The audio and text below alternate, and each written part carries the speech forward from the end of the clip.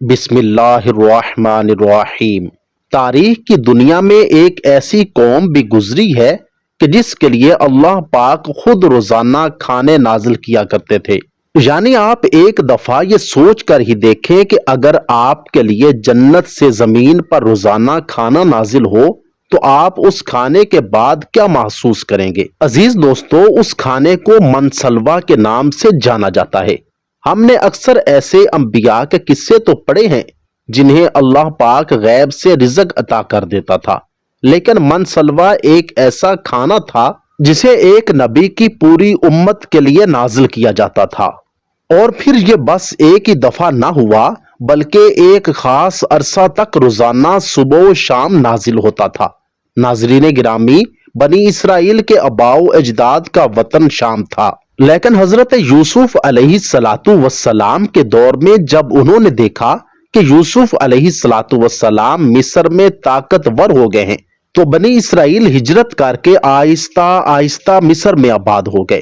حضرت یوسف علیہ السلام کے بعد بنی اسرائیل پر فرعونوں کی غلامی کا دور شروع ہوا، اور آخر کار یہ غلامی اللہ کے پیارے نبی حضرت موسیٰ علیہ السلام کے دور میں ختم ہوئی۔ فرعون جب سمندر میں غرق ہو گیا تو حضرت موسیٰ علیہ السلام کو اللہ پاک کا حکم ہوا کہ اپنے ملک شام کو قوم عمالقہ کے قبضے سے چھڑوائیں۔ قوم عمالقہ ملک شام پر قابض ایک طاقتور قوم تھی جو اس وقت دنیا کی سپر پاور مانی جاتی تھی۔ فرعون کی غلامی سے نجات حاصل کرنے کے بعد بنی اسرائیل کو حکم ہوا کہ عمالقہ سے جہاد کر کے ان سے اپنا وطن آزاد کرائیں۔ بنی اسرائیل جہاد کے لیے ملک شام کی طرف روانہ ہوئے۔ جب یہ عمالقہ کی حدود کے قریب پہنچے تو ان کی قوت اور طاقت کا حال سن کر ہمت ہار بیٹھے اور جہاد سے منہ موڑ کر واپس لوٹے۔ اللہ تعالیٰ نے ان کے اس جرم کی سزا یوں دی کہ وہ اپنے گھروں تک جانے کی فکر میں دن بھر سفر کرتے، رات بسر کرنے کے بعد صبح کو اپنے آپ کو وہیں پاتے جہاں سے گزشتہ صبح انہوں نے سفر کا آغاز کیا ہوتا۔ اسی پریشان حالی کے عالم میں 40 سال انہوں نے میدان طیہ میں گزار دیے۔ اس وادی میں نہ کوئی سایہ دار درخت تھا اور نہ ہی کوئی عمارت، نہ پینے کے لیے پانی، نہ کھانے کے لیے کوئی چیز، نہ ہی ضروریات زندگی کی کوئی دوسری چیز۔ جب بنی اسرائیل اس میدان میں پھنس گئے اور ایک ہفتے میں سب کا سامان ختم ہو گیا تو ساری کی ساری قوم حضرت موسیٰ علیہ السلام کے قدموں میں آ گری اور معافیاں مانگنے لگے کہ ہم تو اب اس میدان سے نہیں نکل سکیں گے بلکہ بھوک، پیاس اور گرمی سے مر جائیں گے۔ یاد رہے کہ اس وقت بنی اسرائیل کی تعداد 6 لاکھ تھی اور میدان کی لمبائی 27 میل تھی۔ پھر جب حضرت موسیٰ علیہ السلام نے اللہ پاک سے اپنی قوم کے حق میں دعا کی تو اللہ تعالیٰ نے ان کی دعا قبول فرمائی اور بنی اسرائیل کے اوپر میدان میں ایک ٹکڑا بادل کا مقرر کر دیا گیا جو دن بھر ان پر سایہ کیے رکھتا۔ کھانے کے لیے اللہ پاک ان پر منسلوا نازل کرتا رہا۔ پانی کا اللہ پاک نے ایسے انتظام کیا کہ حضرت موسیٰ علیہ السلام کو حکم ہوا کہ کوہ طور کا جو سفید پتھر ہے اس پر اپنا عصا مارو۔ جیسے ہی حضرت موسیٰ علیہ السلام نے اس پتھر پر عصا مارا تو بنی اسرائیل کے 12 قبائل کے لیے اللہ پاک نے اس پتھر سے 12 انتہائی لذیذ چشمے جاری کر دیے۔ میدان کے بیچ میں ایک نورانی ستون کھڑا کر دیا گیا جو کہ رات کو بھی بنی اسرائیل کو روشنی مہیا کرتا تھا۔ اللہ پاک نے بنی اسرائیل پر وہاں اس قدر عنایات کی کہ ان کو گننا مشکل ہے۔ مزے کی بات تو یہ ہے اس میدان میں 40 سال تک نہ لوگوں کے بال بڑے اور نہ ہی ناخن، نہ کپڑے پھٹتے تھے اور نہ ہی میلے ہوتے تھے۔ یہاں تک کہ جو بچے بھی پیدا ہوتے ان کے بدن پر بھی کپڑے موجود ہوتے تھے جو وقت کے ساتھ ساتھ بڑھتے جاتے تھے۔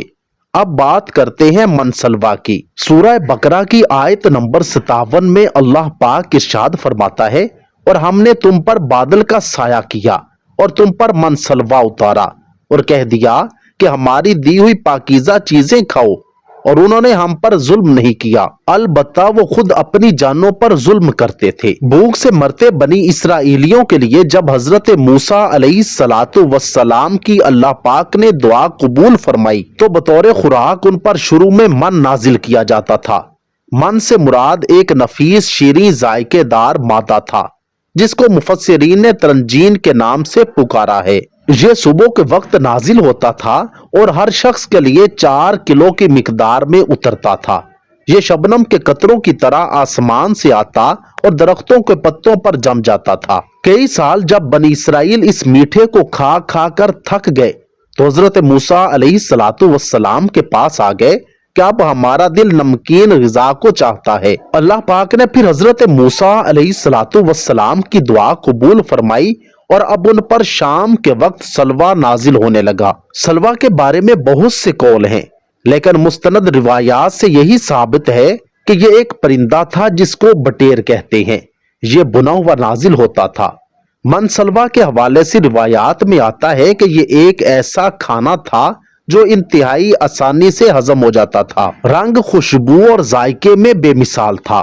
ہر طبیعت و مزاج کو موافق آتا تھا۔ پھر اللہ پاک نے بنی اسرائیل کو نافرمانی کی سزا دی، چونکہ حضرت موسیٰ علیہ السلام کا حکم تھا کہ کھانا روز کا روز کھا لیا جائے، لیکن جب کچھ آہستہ آہستہ لوگ کھانا چھپانے لگ گئے اس ڈر سے کہ کہیں اگر کل نازل نہ ہوا تو ہم تو اس صحرا میں بھوکے مر جائیں گے، جب انہیں اللہ پاک کی ذات پر یقین نہ رہا تو پھر اللہ پاک نے ان کو سزا یہ دی کہ اس دن کے بعد دوبارہ کبھی منسلوہ ان پر نازل نہ کیا گیا، اور جنہوں نے منسلوہ ذخیرہ کیا تھا ان کا کھانا گل سڑ گیا۔ اس بارے حضور نبی کریم صلی اللہ علیہ وآلہ وسلم کی حدیث مبارکہ ہے کہ اگر بنی اسرائیل نہ ہوتے تو کبھی کھانا خراب اور گوشت نہ سڑتا۔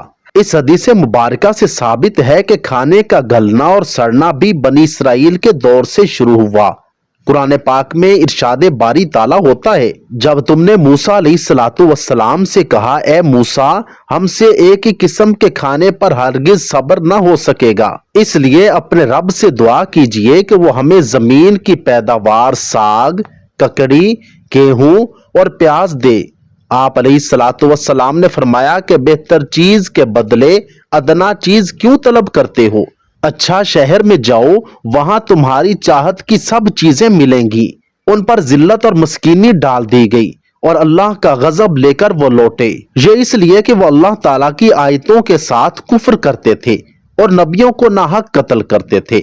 یہ ان کی نافرمانی اور زیادتیوں کا نتیجہ ہے۔ حضرت موسیٰ علیہ السلام اور حضرت ہارون علیہ السلام کی وفات کے بعد قوم کی باغ ڈور حضرت یوشع علیہ السلام نے سنبھالی اور قوم کی جنگی تربیت کرنے لگے۔